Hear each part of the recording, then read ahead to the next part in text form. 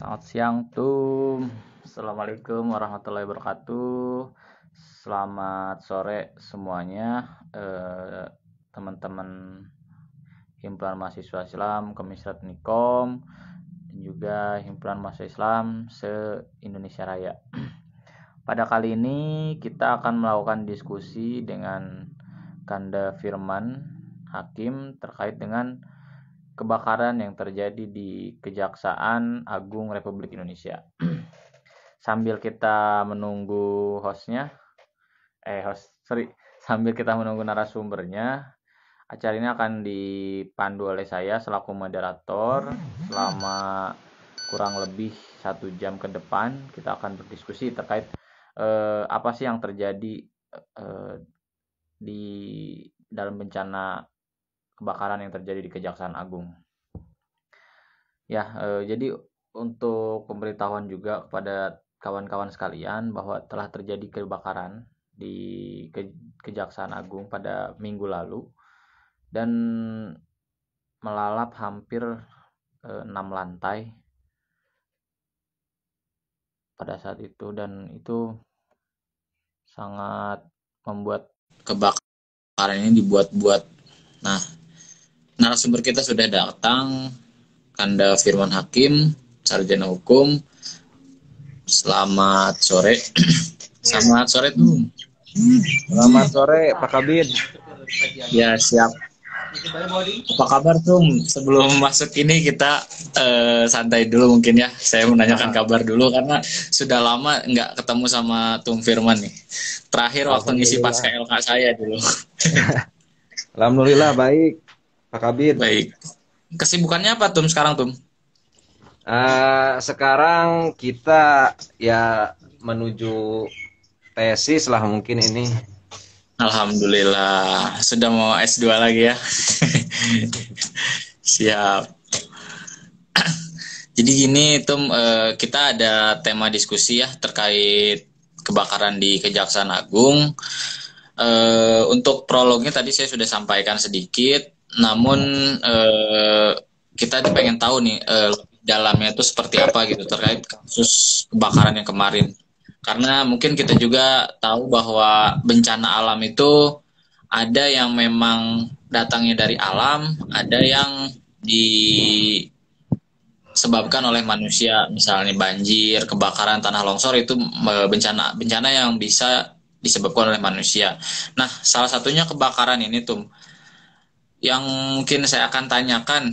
Kasus kebakaran di Kejaksaan Agung ini kan bukan yang pertama kali. Sebelumnya pernah terjadi pada tahun 1979 di tempat, mungkin saya kurang tahu gedungnya sama atau tidak, yang jelas waktu itu juga sama di Kejaksaan Agung. Nah, dari segi hukum nih, sebenarnya Kejaksaan Agung itu tempatnya itu tempat apa gitu, supaya kita juga tahu gitu. Sebenarnya Kejaksaan Agung itu kantornya apa, di sana proses pelayanannya seperti apa, dan apa yang dikerjakan oleh Kejaksaan Agung. Itu dulu sih, Tum. Nah, ini lebih lengkap nanti teman-teman, ini Pak Kabid ya bisa telaah mungkin undang-undang kejaksaan. Jadi di sana kan ada beberapa divisi ya, ada pengawasan, ada jam, ada jam pidum, ada jam pidsus, ada jam intel, ada banyak lah. Tapi emang yang vital di sana adalah ya yang berkaitan dengan kasus-kasus mega mungkin ya, kasus-kasus besar kayak pidsus, kemudian telaah yang dilakukan oleh jam intel terkait kasus, baru nanti kalau buktinya sudah cukup, bukti permulaannya sudah dikumpulkan bukti, baru berkasnya digeser ke jam pidum atau ke jam pidsus, begitulah.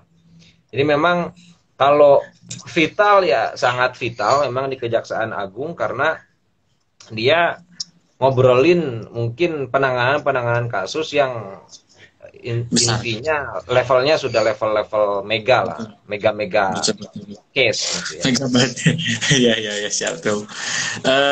Berarti di kejaksaan ini mungkin kasus-kasus yang memang menyangkut dengan kestabilan negara juga ada di situ ya, Tum ya? Oh iya, karena biasanya berkas-berkas tentang terorisme, berkas-berkas tentang radikalisme, kemudian mungkin ya makar yang begitu, berkas tentang dulu komunisme itu pasti muncul di telaah-telaah jam intel biasanya ya, intelijen ya, ada fungsi-fungsi intelijen di situ. Berarti iya berarti kita tahu bahwa kantor ini merupakan kantor yang vital. Namun sangat disayangkan dari sistem keamanan gitu yang ada di sana sangat kurang kalau menurut saya, karena hampir separuh gedung atau setengah itu terbakar gitu kan. Bermula dari lantai 6 kalau saya tidak salah gitu kan, sampai menjalar ke lantai ke bawahnya. Artinya kan pada awalnya ini kebakaran lokal gitu tuh. Tapi akhirnya bisa menjalar sampai hampir keseluruhan gedung. Nah, untuk lebih ke dalam gitu tuh, emang ada kasus apa sih tuh gitu di kejaksaan yang sedang mungkin diproses oleh kejaksaan atau pengadilan tinggi di sana gitu, sehingga banyak muncul spekulasi, wah ini mah udah disetting katanya kan, kita juga sama-sama Ya, tahu gitu, gimana tuh? ini akhirnya memang spekulasi-spekulasi yang muncul gitu kan. Akhirnya kan masyarakat, meskipun kan pemerintah bilang ya jangan berspekulasi karena ini faktanya harus jelas gitu, fakta hukumnya harus jelas.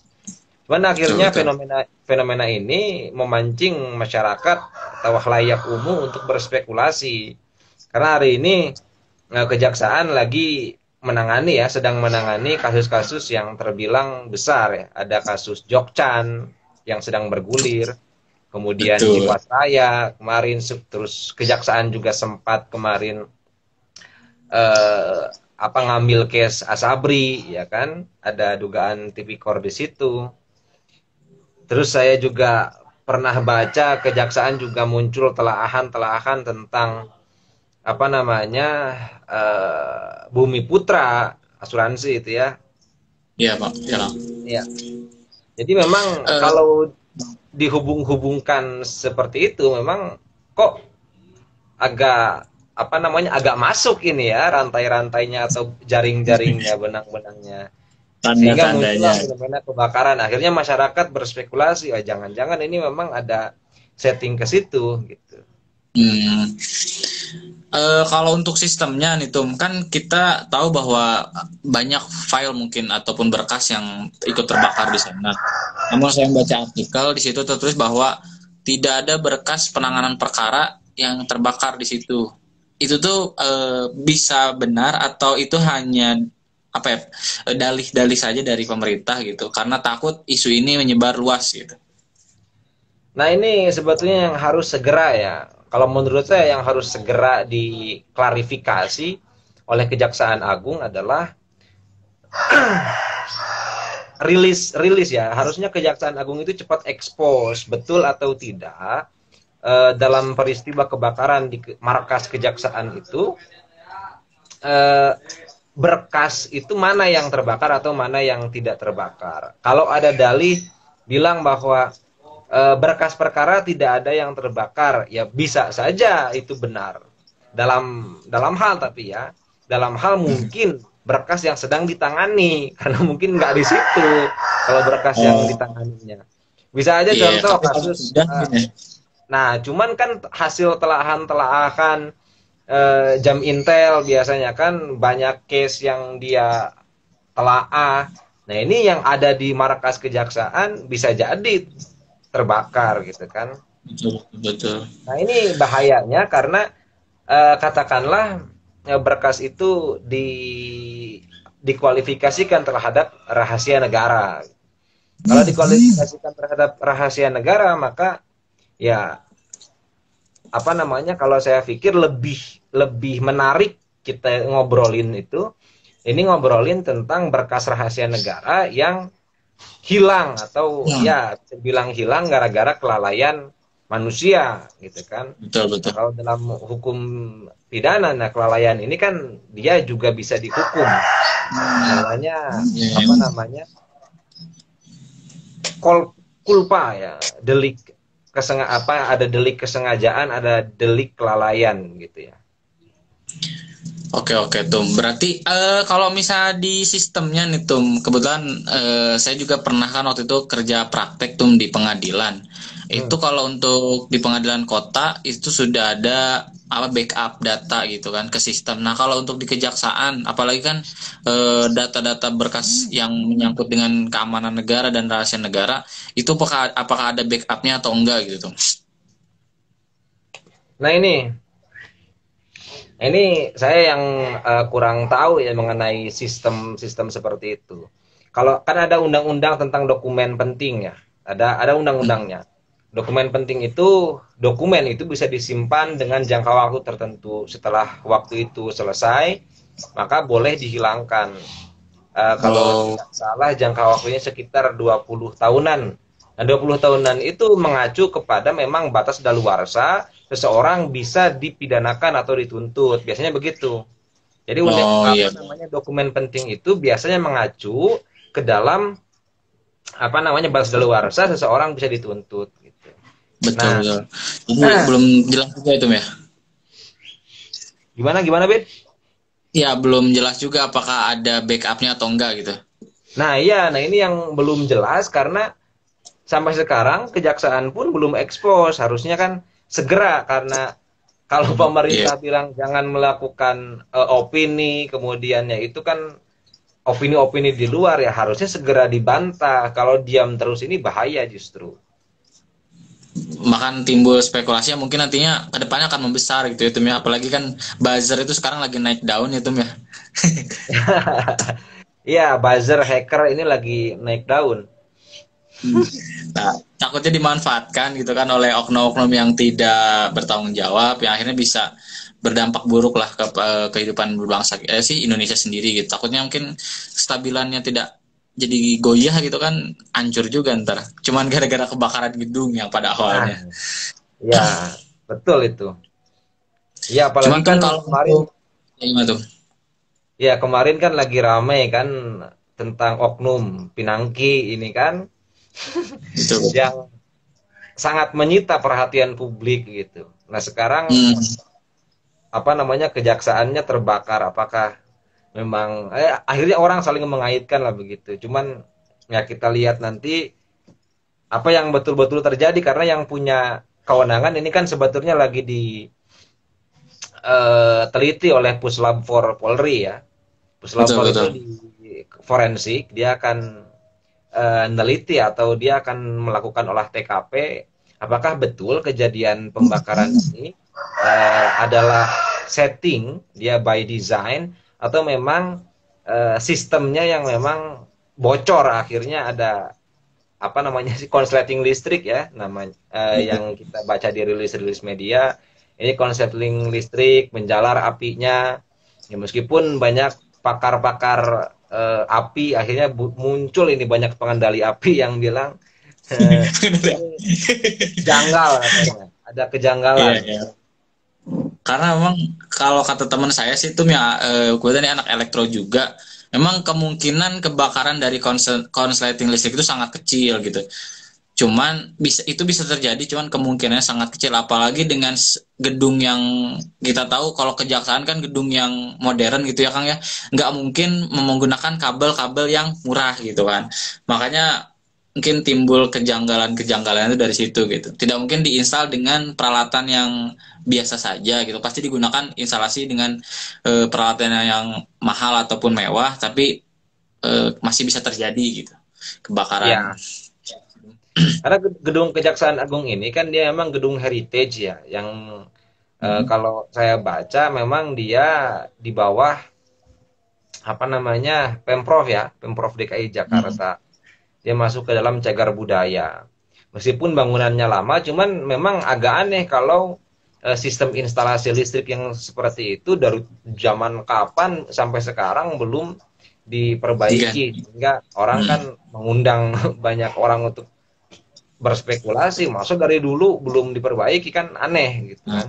iya betul betul tuh. Kalau untuk dari pandangan hukumnya nih tuh, kejadian kayak gini tuh berdampak pada apa dan apa sih yang harus segera diselesaikan supaya bisa menanggulangi dari kejadian ini gitu.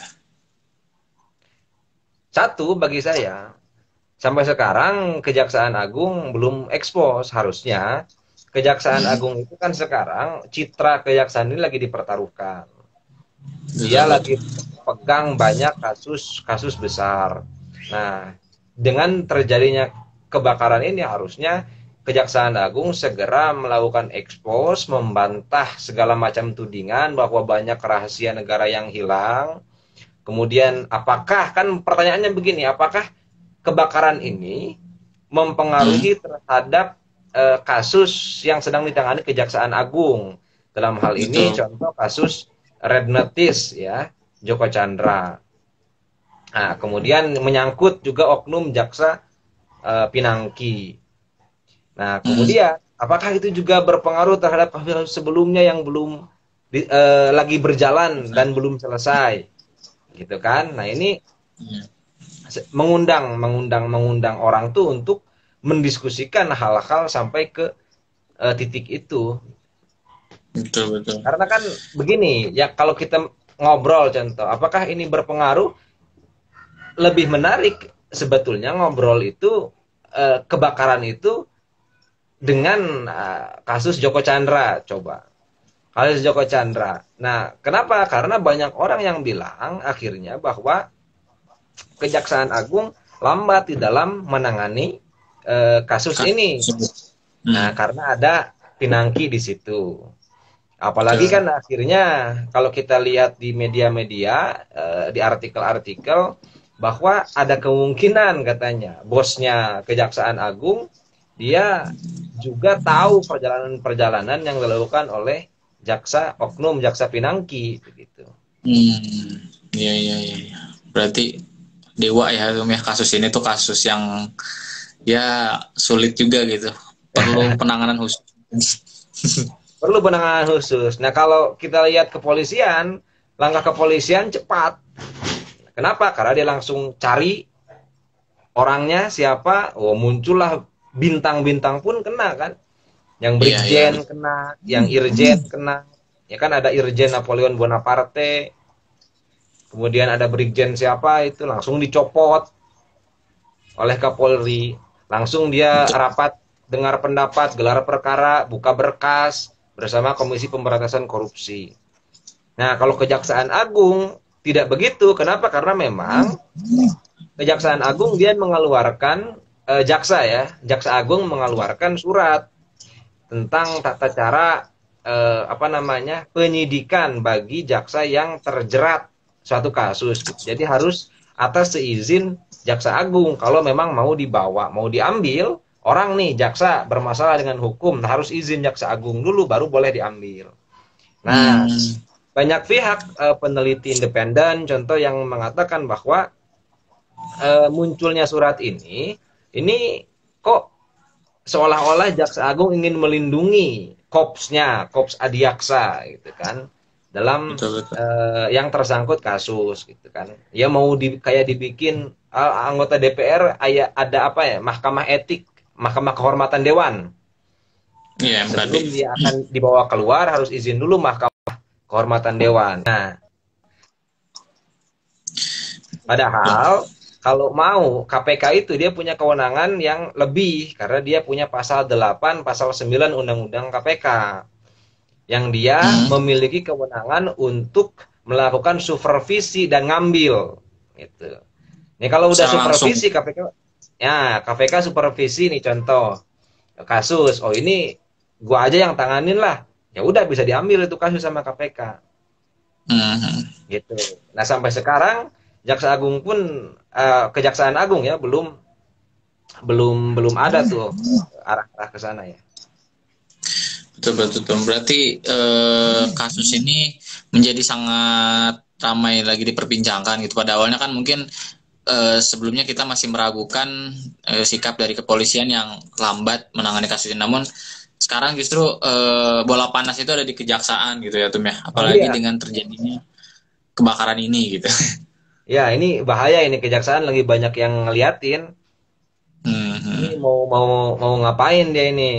Nah ini langkah-langkah strategis yang harus dilakukan oleh kejaksaan ini harus segera lah bagi saya, karena pilar penegakan hukum Indonesia itu ya salah satunya adalah kejaksaan, kepolisian itu kan, ada KPK. Hmm. Nah itu harus segera, dia mau melakukan apa sampai sekarang belum, maksudnya belum kelihatan atas rilis dia terkait kebakaran yang terjadi di markas besar ini kejaksaan. Betul-betul. Kalau untuk perkembangannya tuh kasus yang tadilah kita sebut kasus Joko Chandra ini, memang sudah sampai mana gitu sehingga ada timbul spekulasi bahwa ini ada maksud lain gitu dengan terjadinya kebakaran ini gitu tuh. Nah ini baru penetapan kan, dia baru penetapan tersangka, kemudian oknum jaksa Pinangki juga ditetapkan sebagai tersangka, kemudian kalau di kepolisiannya juga sudah ditetapkan tersangka, ya kan, terus ada pencopotan juga dari jabatannya sebagai polisi gitu kan, ini sudah dilakukan. Nah, cuman bahayanya begini, kalau saya lihat, jadi di dalam hukum acara itu ada prinsip ya. Contoh kalau hakim ya, hakim itu tidak mungkin mengadili dirinya sendiri. Iya. Nah, nama prinsipnya itu apa ya? Judex idoneus properia causa. Jadi seorang hakim tidak mungkin mengadili dirinya sendiri. Nah, sama hari ini kalau memang dalam kasus Jokchan ini ya, yang ditangani Kejaksaan Agung, seandainya benar bahwa bos Kejaksaan Agung ini mengetahui perjalanan-perjalanan Pinangki, kemudian muncul spekulasi di luar bahwa ketika setelah bertemu Jokchan di Singapura langsung report sama bos besarnya bahwa sudah bertemu lewat foto-foto, terus ada yang bilang lewat video call, ya kan? Nah, ini kan tidak etis kalau kasus Jokchan dipegang oleh kejaksaan, karena masa Jampitsus mau memproses bosnya sendiri. Bosnya. Iya, betul. Kan yang punya kewenangan itu KPK lewat pasal 8, pasal 9 Undang-Undang KPK, bisa melakukan supervisi, terus ambil ini kasus, baru diproses. Nah, baru ini jadi menarik gitu. Nah, sampai sekarang belum sampai ke situ, makanya kan kita bingung juga ini apa yang ditunggu oleh kejaksaan. Apakah lagi nyusun strategi, skenario atau gimana ya kan? Akhirnya kita kan berspekulasi gitu ya. Betul. Kalau mungkin tadi kita ngebahas skenario gitu tuh. Skenario apa sih yang kira-kira bakal dijalankan oleh kejaksaan gitu kan? Kalau misalnya ketum nih jadi di pihak sana gitu kan, jadi bosnya misalnya. Kalau misalnya dengan skema yang sekarang terjadi kebakaran, tahap-tahap selanjutnya itu yang mungkin bisa kita tebak itu apa sih itu? Ya kalau kita kan kalau jadi ya ini agak ya orang ya bisa berstrategi ya, maksudnya bisa apapun ya, dia melakukan apapun dalam rangka menyelamatkan institusinya. Bisa jadi kan dia bakal ngobrol bahwa ini bukan, tidak seperti apa yang khalayak publik bicarakan, bahwa ini tidak berkaitan dengan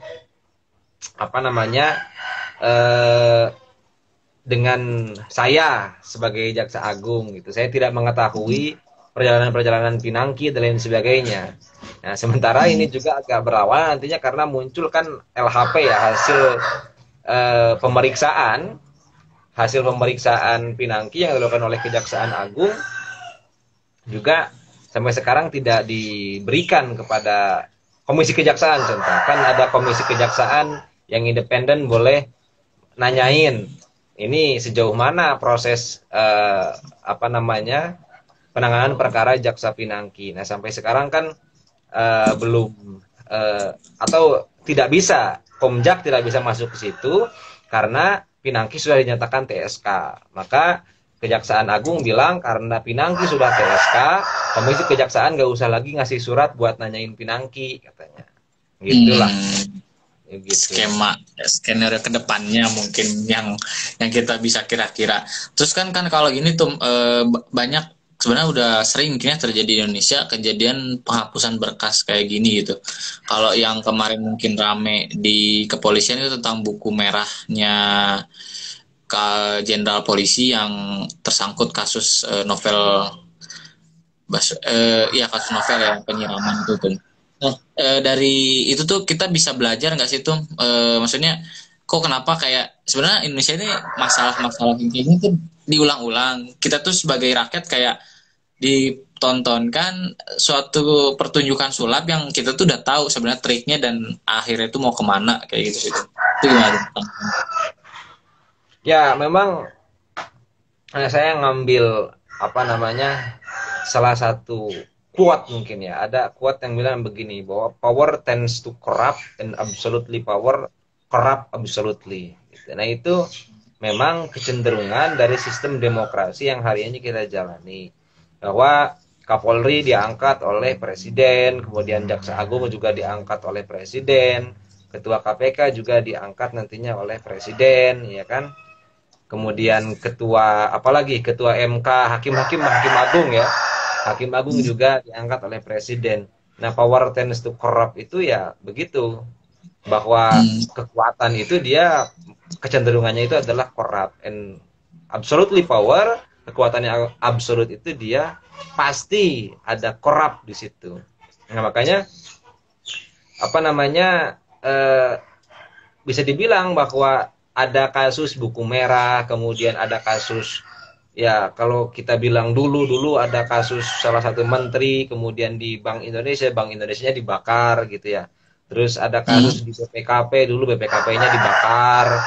Nah, sehingga orang bilang bahwa ini bukan kasus lama lah, ini udah mainan bukan kasus baru gitu. Jadi mainan lama ini udah sering begini.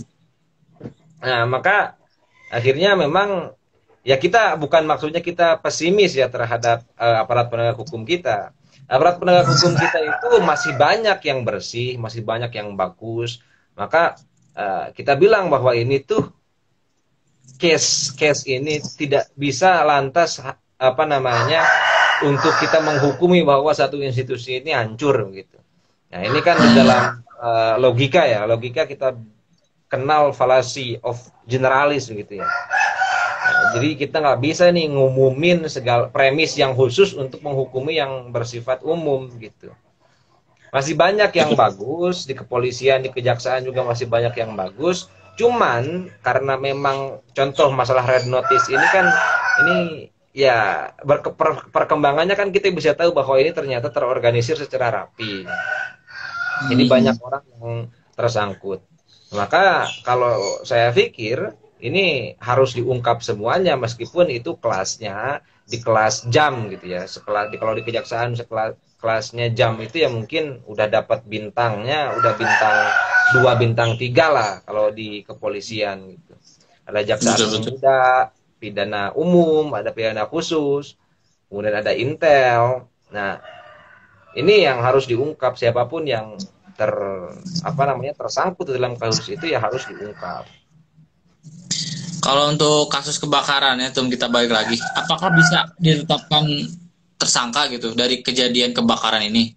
Dari kan kalau saya baca itu 105 orang diperiksa sebagai saksi. Nah, apakah nantinya bisa memunculkan nama baru jadi tersangka dari kasus ini? Bisa saja. Kan penetapan tersangka itu dia butuh bukti ya. Kalau KUHP kita kan KUHP ya, hukum acara kita dia mengenal bukti permulaan yang cukup sama bukti yang cukup. Cuman karena ada putusan MK nomor 14 ya, nomor 21 tahun 2014, maka terminologi bukti permulaan yang cukup itu akhirnya dihilangkan menjadi alat bukti. Nah, jadi penetapan tersangka harus dengan 2 alat bukti yang sah. Gitu. Alat bukti itu apa? Alat bukti ada 5 di dalam KUHP. Nah, ini agak panjang ngejelasinnya. Siap tuh. Kita masih punya panjang. Ya, yang awalnya diperiksa jadi saksi, bisa nggak jadi tersangka? Ya bisa. Nanti dalam perkembangannya, ketika diperiksa oleh kepolisian, bisa saja seseorang dinyatakan tersangka yang awalnya saksi. Saksi. Bahwa siapa Eh, nantinya ya bisa siapa saja gitu. Berarti nanti mungkin dimasukkannya kepada unsur kelalaian ya, karena terjadi kebakaran. Kalau misalnya tidak ketahuan bahwa ini dianggap apa sih agenda settingan gitu ya Tum ya. Oh iya. Kalau saya pikir untuk mengetahui ini settingan ini sangat susah lah, karena ini udah ngobrolin tentang kekuasaan behind the scene mungkin ya. Hmm. Ada Apakah kekuatan di ada yang balik. dikorbankan Tum? Ya, Apakah ada yang akan dikorbankan? Dari misalnya 105 saksi itu akhirnya dia dipaksa untuk menjadi korban gitu kan, untuk ya mengaku ataupun mengakui kesalahannya sehingga publik bisa berpikir bahwa kasus ini selesai gitu. itu sangat mungkin ya. Contoh kalau kita berkaca dari kasusnya Novel ya, Novel Baswedan. Hmm. Yang nyiram Novel Baswedan itu apa namanya? Ya, anggota polisi yang pangkatnya nggak tinggi-tinggi amat, Iya, dengan betul, dengan betul. alasan yang agak aneh gitu. Nggak masuk akal juga. Alasannya ya Karena saya nggak ngerti. saya pengen katanya. Ya udah ini mah saya aja. Ya ini kan agak susah untuk diterima nalar begitu. Meskipun ya dia mengakui. Ya. Kalau orangnya ngaku bahwa dia yang melakukan ya selesai, bahwa dia bisa dihukum pidana gitu kan. Nah, Hmm. yang saya pikir di dalam kasus ini juga mungkin bisa saja ya, bisa saja seperti itu. Tergantung nanti yang lainnya bagaimana ya. Termasuk di Pinangki lah. Pinangki juga nggak mungkin nggak dihukum ya, pasti dihukum, harus dihukum. Ini Harus dihukumnya maksudnya, masih mantau. iya pasti nanti udah pokoknya selesai di Pinangki ya, selesai, Oh. potong. Udah nggak nyeret-nyeret ke atas lagi gitu ya Tum ya. Karena berkasnya Itu udah hilang. spekulasi ya, spekulasi. Iya, Ya, iya, iya. spekulasi. Gitu. Berarti kalau misalnya kayak gini ada ya saya juga berspekulasi bahwa ada ikan besar gitu, ikan kakap besar yang sebenarnya masih ada di atas Pinangki ini gitu yang mungkin akan dilindungi dengan kejadian ini gitu itu ya. Ya bisa jadi, itu sangat sangat sangat mungkin lah ya. Karena kalau kejahatan terorganisir, ya pasti dia TSM lah unsurnya, terstruktur, sistematis, dan masif. Itu kayak yang sudah dicanangkan beberapa waktu yang lalu gitu tentang TSM ini. Nah, kalau untuk kasus yang sekarang nih Tum, kalau misalnya akhirnya publik bisa menilai bahwa ini dianggap settingan dan sebagainya, langkah yang harus dilakukan oleh Kejaksaan Agung gitu untuk melindungi instansinya gitu. Jangan sampai kan justru Kejaksaan Agung ini citranya semakin buruk gitu kan. Nah, kira-kira yang harus dilakukan itu apa gitu biar mungkin Kejaksaan Agung bisa lebih bagus lah gitu. Selain tadi mungkin bikin rilis tadi mungkin yang sampai saat ini belum gitu. Ya harus proses dengan tegas. Jadi kalau saya pikir Jaksa Agung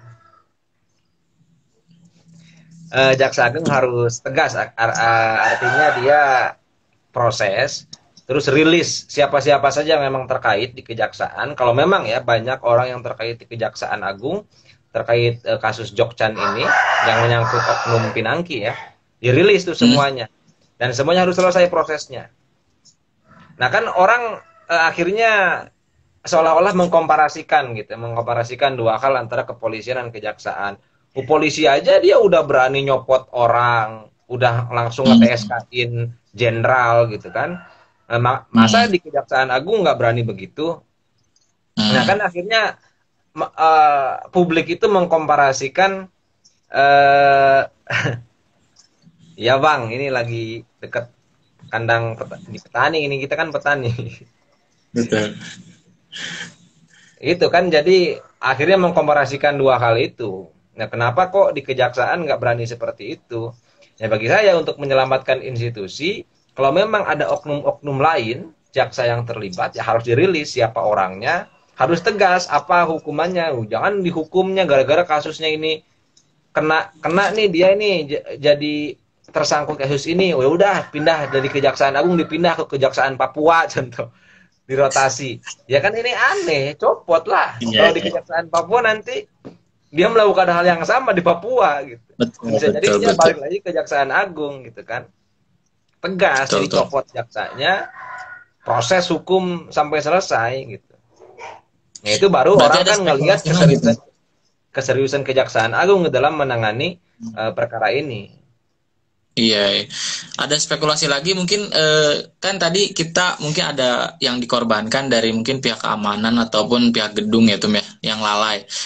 Apakah ada lagi nanti yang akan dikorbankan dari kejaksaan setelah pinangki mungkin ya karena mungkin gejolak dari publik masih keras atau masih kuat, akhirnya dikorbankan lagi jaksa yang lain gitu. Apakah ada kemungkinan seperti itu? Ya sejauh ini ya karena itu bersifatnya akhirnya orang mikir ke sana ya sangat mungkin juga. Jadi bisa jadi ada banyak banyak orang lain, kemudian jaksa-jaksa lain yang tersandung kasus ini juga dijegurin lah, akhirnya didorong ke depan supaya dianggap Dia case bertanggung closed. jawab. Hmm. Iya, Tim ya. Kalau untuk apa namanya kasus yang seperti ini, apakah ada power mungkin ataupun instruksi langsung dari presiden gitu, Tum? Kayak misalnya kasus Novel Baswedan kan pada akhirnya Presiden Jokowi waktu itu bertanggung jawab, masih dia bilang bahwa dia bertanggung jawab langsung dan dia menekan kepada Kapolri untuk menyelesaikan kasus ini, kasus yang waktu Novel Baswedan. Nah, kalau misalnya di kejaksaan itu, kalau misalnya ini sampai berlarut-larut. Nah, ke depannya gitu, apakah presiden akan melakukan hal yang sama gitu untuk kasus yang ini gitu? Kalau yang saya pikir presiden juga harus ngasih instruksi gitu. Apakah nanti instruksi itu lewat Menko Polhukam, contoh kan, atau apakah selesai di mana nanti di Menkumham, atau ya itu bisa saja instruksi itu keluar. Tapi kalau bagi saya levelnya sudah level besar begini, ya memang yang harus keluar untuk instruksi baik itu berupa edaran surat perintah lebih tinggi ya. Karena kan bisa Hmm. edaran, bisa anjuran gitu kan. Lebih Hmm. tinggi surat perintah. Nah, surat perintahnya bisa langsung turun ke Kejaksaan Agung, baik itu nanti lewat Menko ya, Menko Hmm. Polhukam atau presiden langsung secara khusus. Karena ini kan komitmen terhadap apa namanya pemberantasan tindak pidana yang cenderung TSM gitu ya, terus sistematis masif. Oh, itu ada kemungkinan tersebut. Nah, kalau misalnya, kalau saya sih lihat ya Tum ya, di kasus ini, beberapa ketika hari pertama kejadian itu sempat viral juga di media sosial. Namun pada akhirnya tenggelam-tenggelam juga gitu oleh kasus lain seperti undang-undang penyalahgunaan kata anjay, terus live streaming di YouTube yang ada aturannya. Padahal kasus ini akhirnya tenggelam gitu. Apakah ada orang di balik itu tuh yang akhirnya menenggalam masih ya ibaratnya menenggelamkan dulu kasus ini supaya nggak terangkat ke publik dan ya maksudnya itu tuh bisa jadi ke dalam sistem apa sih TSM tadi ya tuh ya kedua skema TSM tadi gitu. Ya, makanya kan apa namanya bagus bahasan ini tuh karena ini bisa jadi kemana-mana gitu. Karena kemana-mana ya mungkin sekarang kasusnya menjadi redup. Bisa kan ada ada isu lain yang sengaja di branding, di up supaya orang lupa kasus tertentu gitu kan. Nah, itu bisa jadi. Nah, ini maka sekarang ini gaji buzzer ini kan gede-gede kayaknya nih. Betul, betul, betul. Saya jadi tertarik untuk jadi influencer. Kalau misalnya ke depannya nih Tum, harapan dari Tum Firman dengan kejadian-kejadian yang sudah terjadi nih dari misalnya kasus Novel Baswedan terus sekarang yang bisa dibilang hampir mirip-mirip gitu. Harapannya Tum dan apa yang harus diperbaiki Tum dari sistem demokrasi, sistem hukum yang ada di Indonesia sendiri gitu. Supaya bisa hal-hal kayak gini tuh nggak terjadi lagi gitu Tum. Ya memang kalau mau kita benahi secara keseluruhan ini memang butuh waktu yang sangat lama, pasti tidak sebentar. Gitu. Apalagi ngobrolin tentang eh, sistem hukum kita yang sudah sedemikian rupa dibentuk sejak zaman kemerdekaan gitu. Nah, contoh saya contohkan begini, munculnya Komisi Pemberantasan Korupsi contoh ketika era reformasi itu tidak lain karena ada ketidakpuasan terhadap kinerja kepolisian dan kejaksaan di dalam menangani kasus-kasus tipikor. Maka akhirnya karena publik, masyarakat, rakyat tidak percaya terhadap kredibilitas kejaksaan dan kepolisian, maka lahirlah KPK. KPK ini sebagai lembaga yang lebih independen, yang lebih kredibel untuk menangani kasus-kasus tipikor gitu kan. Nah, sejak pembentukan KPK tahun 99 sampai sekarang gitu ya, udah sekarang tahun 2020 gitu. Nah, bisa dibilang bahwa penegakan hukum kita itu terbilang masih sakit. Kenapa? Karena ternyata ada kasus-kasus mega seperti ini gitu. Awalnya begini, awalnya kemarin saya berpikir begini. Kalau memang inti dari tindak pidana korupsi itu adalah tentang nilai ekonomi yang harus dikembalikan terhadap negara karena ada unsur kerugian negara di situ ya. Ada unsur kerugian negara yang sangat besar sehingga negara rugi besar nih gara-gara ada tipikor. Maka harus dibalikin dong ke negara hasil rampokan-rampokan yang mereka rampok itu. Nah, kalau dari statistik itu kita melihat bahwa kejaksaan dan kepolisian pengembalian terhadap kerugian negara itu paling besar justru daripada KPK. Daripada KPK, kepolisian, kejaksaan, pengembalian atas kerugian negara dari kasus tindak pidana korupsi lebih besar gitu. Nah, awalnya saya pikir bahwa ternyata kejaksaan dan kepolisian udah sehat gitu ya. Udah sehat.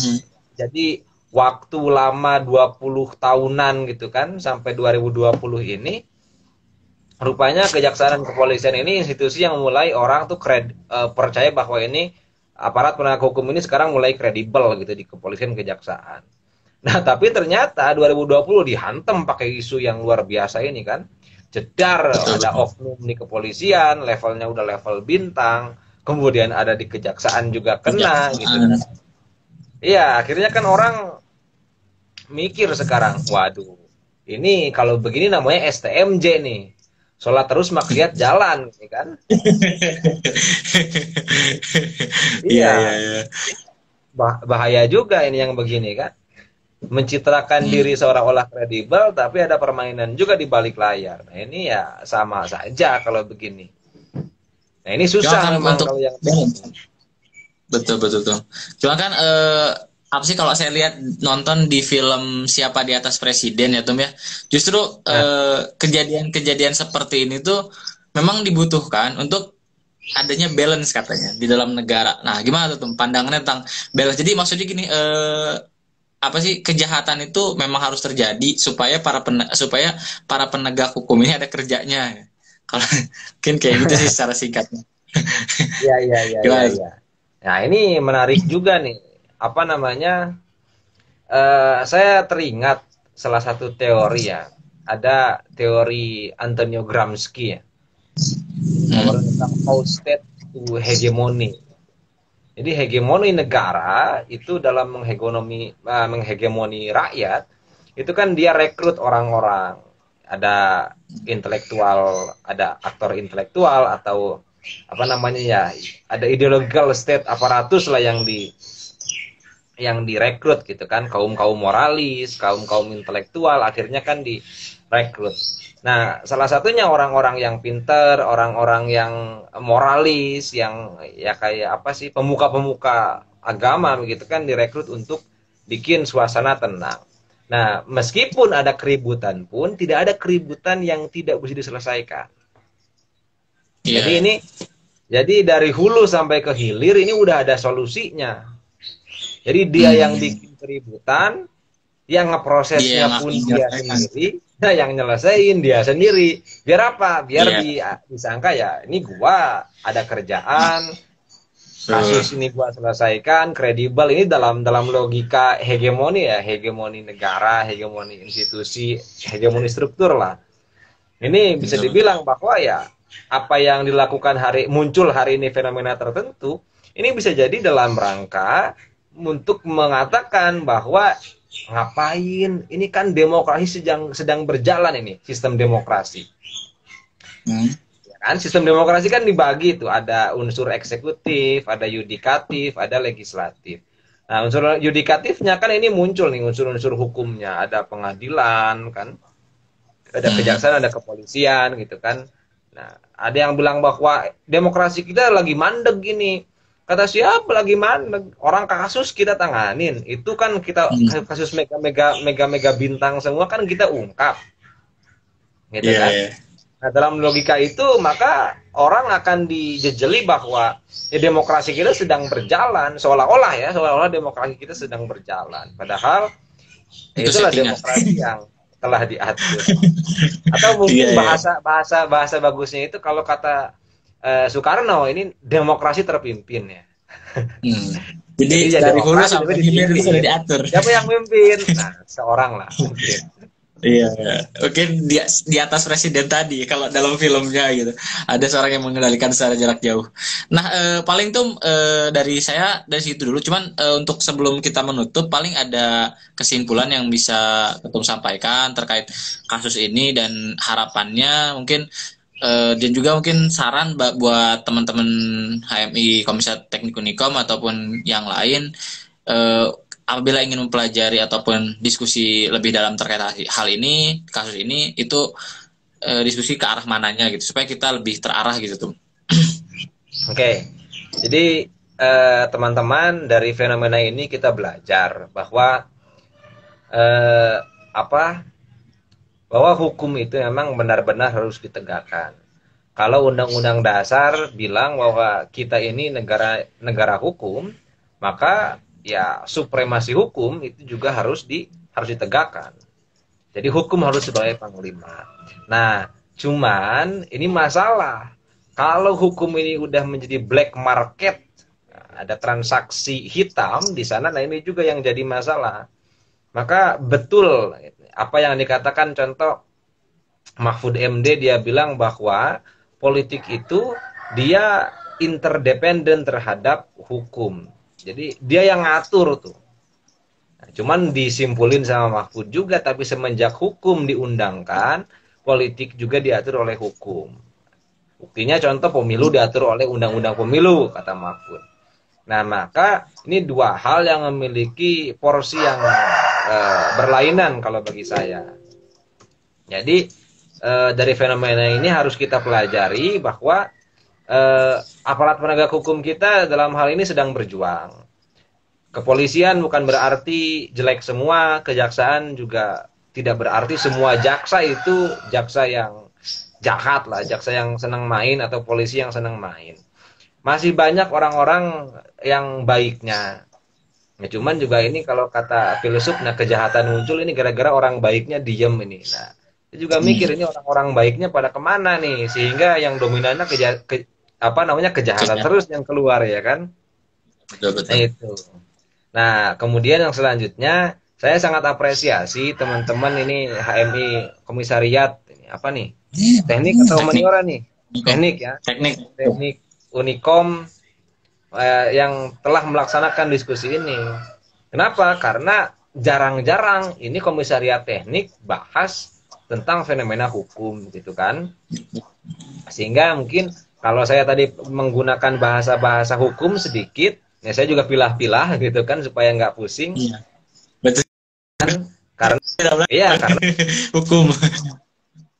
Karena base-nya base hukum gitu. Nah, ini justru saya sangat menyayangkan di HMI cabang Bandung yang komisariatnya katanya ada 30 sekian komisariat yang ngadain diskusi dan kajian yang base-nya base hukum, banyak ini fakultas hukum. Ini pada ngadain kajiannya, padahal ya sekarang itu kan gampang kalau bikin diskusi ya kan. Mau online via juga Zoom, bisa. ya mau via Instagram ini kan bisa. Nah, maka kalau saya pikir teknik Unikom ini sebagai pemantik lah. Ya ke depan bisa didiskusikan itu oleh komisariat-komisariat yang lain. Kalau saya pikir tidak di kebakarannya. Karena kalau di kebakarannya itu, ya kebakaran itu nanti kita akan ngomongin teknis. Contoh, Betul, betul. kenapa api bisa menjalar dari lantai 6 bisa ke lantai 3 itu nanti di lantai 3 ada apa aja, ada kantor jam Hmm. Intel, ada kantor bosnya, ya kan? Hmm. Hmm. Ya kalau bagi saya kalau ngebahas kebakaran ini kurang menarik, tapi kalau kita diskusi di wilayah contoh, mungkinkah mungkinkah tersangka ini ada hubungannya tersangka itu. Nah, ini kan Hmm. jadi menarik gitu. Nah, kita Betul, betul, ngobrolnya di betul. fenomena fenomena hukum yang hari ini sedang berlangsung gitu. Contoh Pinangki. Kenapa sih Pinangki di TSK-nya lama gitu kan. Bahkan ada ide bahwa oknum jaksa Pinangki ini dia eh, ada wacana mau dirotasi ke kejaksaan mana dulu gitu sebagai Supaya. hukuman gitu kan. Hmm. Nah, kenapa nggak Betul, langsung betul. copot TSK gitu kan? Nah, ini kan juga agak aneh. Nah, kalau diskusinya ke sana, saya pikir kan lebih menarik daripada hanya sekedar membahas ada fenomena. Ini Teknisnya. fenomenanya apa? Fenomenanya tentang kebakaran gitu kan. Ya, kebakaran Betul, kita betul. ngomongin nanti apa? Ya administrasi, bahwa ini heritage, cagar budaya. Cagar budaya ini dikelola oleh Pemprov DKI Jakarta. Siapa yang punya kewenangan? Anies Baswedan sebagai gubernur. Nah, gubernur Hmm. siapa? Oh, Dinas Pemberdayaan, Dinas Pariwisata dan Kebudayaan. Di bawah kepala dinasnya ada namanya kan kepala UPT. Kepala UPT Disbudpar yang harusnya ngurus cagar budaya. Nah, sejauh mana nanti maintenance dari Pemprov DKI Jakarta terhadap gedung gitu kan? Nah, ini ngomongin itu aja, Iya, iya, betul, betul, ngomongin betul. administrasi Jadi itu lebih ke aja. inti apa sih, lebih ke masalah di balik layarnya itu. Kalau misalnya seperti ini kan kita kayak ngebahas teknisnya ataupun front endnya. Mungkin kalau misal ke depannya kita misalnya ada part 2 ataupun dari teman-teman komisaris lain itu lebih bisa membahas ke back end atau di balik ini tuh ada apa yang disembunyikan. Seperti itu ya. Ya, jadi disitulah kita bisa diskusi secara mendalam berkaitan dengan case yang hari ini sedang terjadi. Loh kan Betul, betul. katanya nggak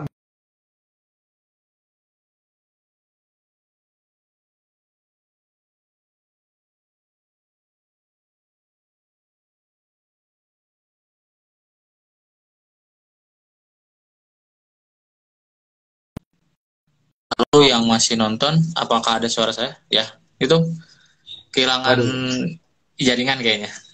ini kehilangan ini biasa kehilangan hilal ini mana ini jaringannya. Siap, siap, siap. Nah, ini Gimana tuh? itulah kalau dari saya. Mudah-mudahan Hmm. ya diskusi-diskusi online karena sedang pandemi begini, di tengah gitu ya suasana pandemi tidak menyurutkan budaya intelektual kita, itu budaya Hmm. diskusi, budaya baca, budaya nulis. Ya, orang apa negara demokrasi itu bebas nulis loh. Orang mau ngeritik, mau apa ya boleh lah. Namanya juga demokrasi Betul, gitu. betul, betul. Siap, siap tuh. Paling itu saja tuh untuk pertemuan kita diskusi sore ini. Terima kasih atas waktunya, Tum. Kalau misalnya nanti mungkin dari komisar kita dihubungi lagi untuk ada part 2, semoga Ketum bisa gitu ya, Tum ya, Oh, untuk boleh, mengisi boleh, boleh, kembali. boleh. Nah, siap. Kita ini Terima kan kasih manusia juga untuk panggilan. siap, siap. Terima kasih juga untuk para penonton yang sudah hadir dari awal sampai akhir saat ini. Mohon maaf apabila saya ada salah kata dan mungkin kurang pembahasannya kurang karena di Instagram sendiri ada batasan untuk live-nya itu hanya 1 jam. Sebelum mungkin nanti ada peringatan dari Instagramnya, saya akan tutup terlebih dahulu diskusi hari ini. Terima kasih. Wallahul muwaffiq ila aqwamit thoriq. Wassalamualaikum warahmatullahi wabarakatuh. Waalaikumsalam warahmatullahi wabarakatuh. Salam tuh. Boleh.